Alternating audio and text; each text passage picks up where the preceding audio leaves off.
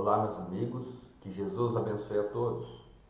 Nós estamos no canal Palavra Amiga Espírita e eu sou o Rogério. Vamos dar continuidade então à análise que nós iniciamos na semana passada do capítulo 26 do Evangelho segundo o Espiritismo. Dai gratuitamente o que recebestes gratuitamente. O item de análise hoje é preces pagas. E Kardec coloca uma passagem evangélica que nós encontramos lá no Evangelho de Lucas, de Marcos e de Mateus.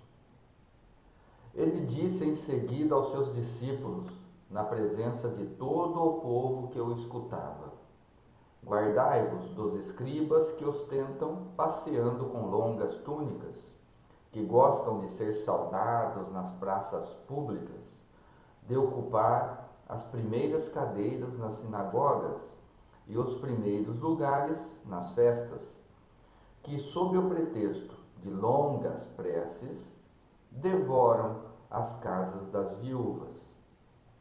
Essas pessoas receberão, por isso, uma condenação mais rigorosa.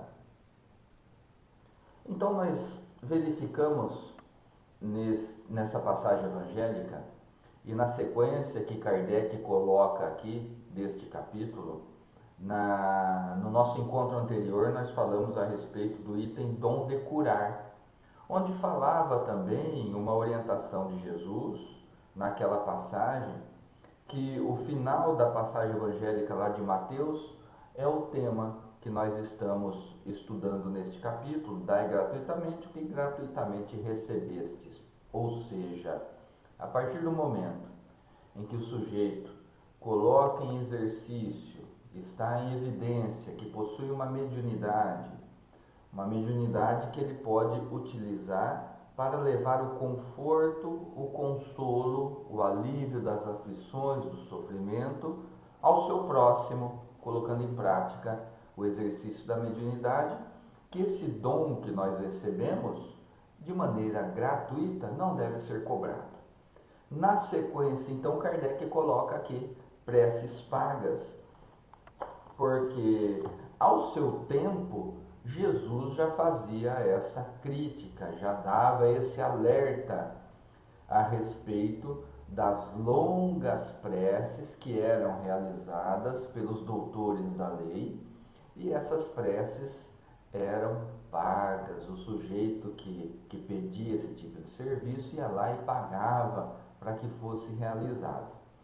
Também chama a atenção aqui Jesus a respeito da postura desses doutores da lei, onde eles se trajavam com grande pompa, tinham grandes argumentos, falavam muito bem a respeito das questões religiosas amparadas pela primeira revelação mosaica, e assim, diante das suas preces, do seu atendimento religioso, muitas vezes cobravam para esse tipo de atividade.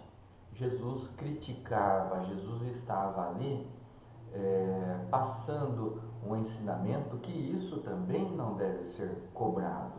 Aquele que se coloca como intermediário do divino, intermediário do Criador, os líderes religiosos, eles se colocam porque querem assim agir, porque desejam, sentem o chamado de fazer esse tipo de atividade. Mas, por algum motivo, nós sabemos que lá no fundo está o sentimento da vaidade, o sentimento do orgulho, do egoísmo, o sentimento de tirar proveito, estar muito presente, enraizado, acabam se desvirtuando e passando para essa atividade de receber alguma paga pelo serviço religioso prestado.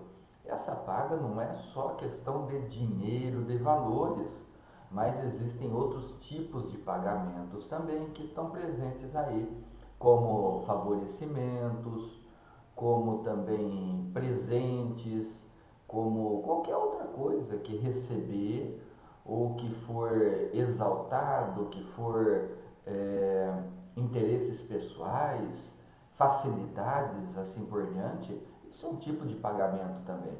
Então, o líder religioso ali que se coloca como intermediário acaba se deixando levar por essas paixões que estão presentes ainda na sua intimidade e acabam se perdendo nesse caminho. Não só isso acontecia ao tempo de Jesus, mas se nós fazermos uma reflexão, se nós olharmos direitinho, nós vamos ver que isso acontece ainda nos dias de hoje, em vários segmentos religiosos, né? Em vários segmentos religiosos. O Espiritismo também não está isento desse tipo de coisa. Precisamos prestar muita atenção naqueles expositores também que cobram para comparecerem a algumas casas espíritas, para fazerem a exposição. Se não cobram dinheiro por esse serviço, acabam cobrando ali indiretamente por meio da venda de livros, tal. Não tem problema quando isso é destinado a uma entidade filantrópica, porque fica bem claro ali a postura daquele expositor, que ele não retira, não faz disso um meio de vida, um profissionalismo. Mas precisamos tomar cuidado, porque muitos, de maneira camuflada, acabam fazendo disso um meio de vida. E aí que está o grande problema. Podem estar enganando as casas espíritas que chamam esses expositores e estão se enganando também grandemente, porque não é esse o caminho. Não foi esse o ensinamento que Jesus deixou.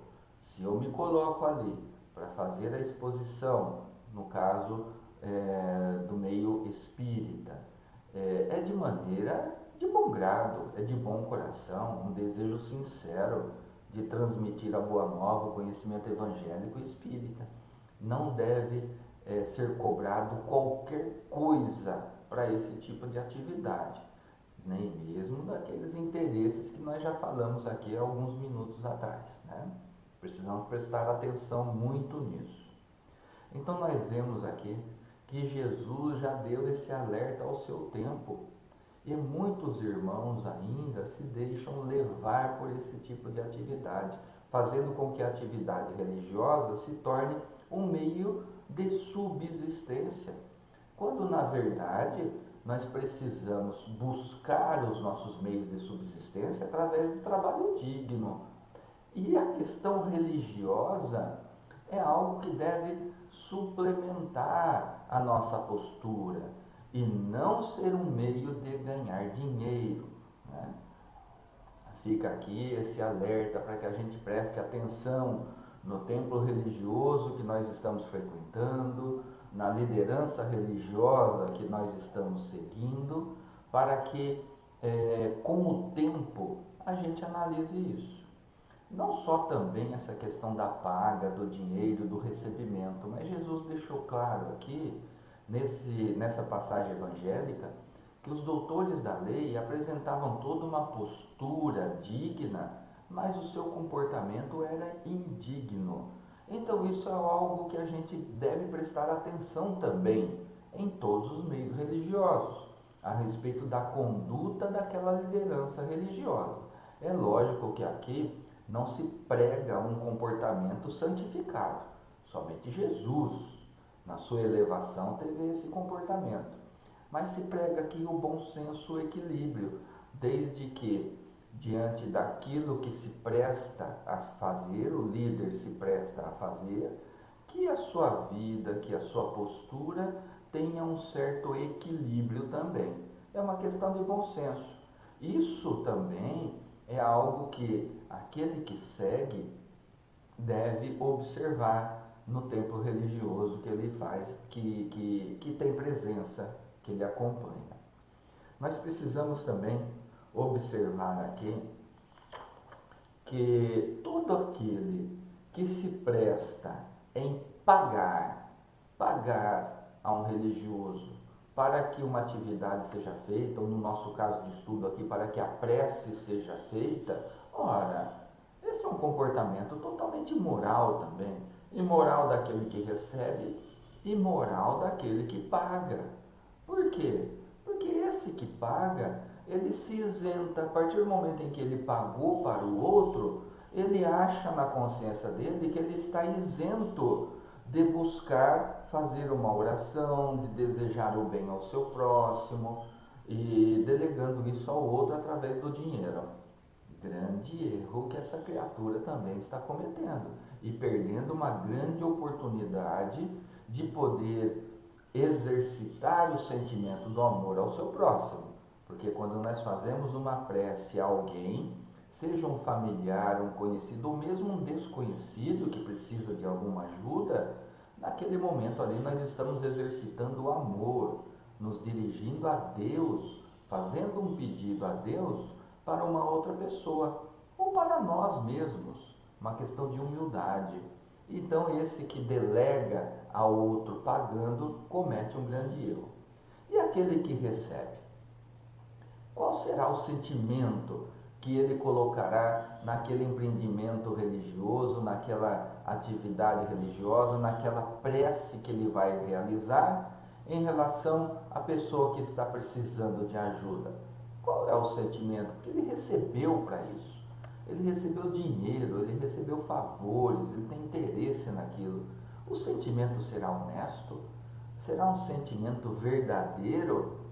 Com certeza que não. Com certeza que não. Porque aí ele está recebendo para fazer aquilo e não vai ter um sentimento de verdade, aquele desejo sincero de pedir a Deus pela outra pessoa, de pedir o seu restabelecimento, o consolo, a saúde para aquela criatura, porque ele recebeu por isso. E quem garante também que aquele que recebeu para uma prece vai fazer uma prece de acordo ou mesmo se vai realizar essa prece?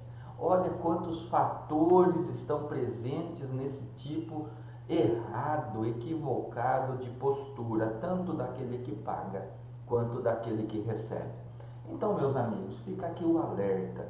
Jesus combateu muito essa questão do charlatanismo, a questão da hipocrisia. Ele batia de frente com aqueles líderes religiosos, chamando-os muitas vezes de túmulos caiados. Não era à toa que falava assim, né? Por fora aquele túmulo pintadinho de branco, bonito, mas por dentro a podridão presente na postura e no comportamento daqueles doutores da lei. Aí está a hipocrisia que Jesus chamava a atenção. Naquele tempo existia muito. Nos nossos tempos, agora, presente, também existe. Daí o alerta que nós precisamos ficar sempre prestando atenção nisso. Meus amigos, então, que a gente possa aprender bastante com os ensinamentos de Jesus e fazer com que a nossa vida se transforme, que a nossa postura se torne melhor do que era anteriormente. Então, que a paz de nosso Mestre Jesus esteja com todos vós neste momento. Até mais.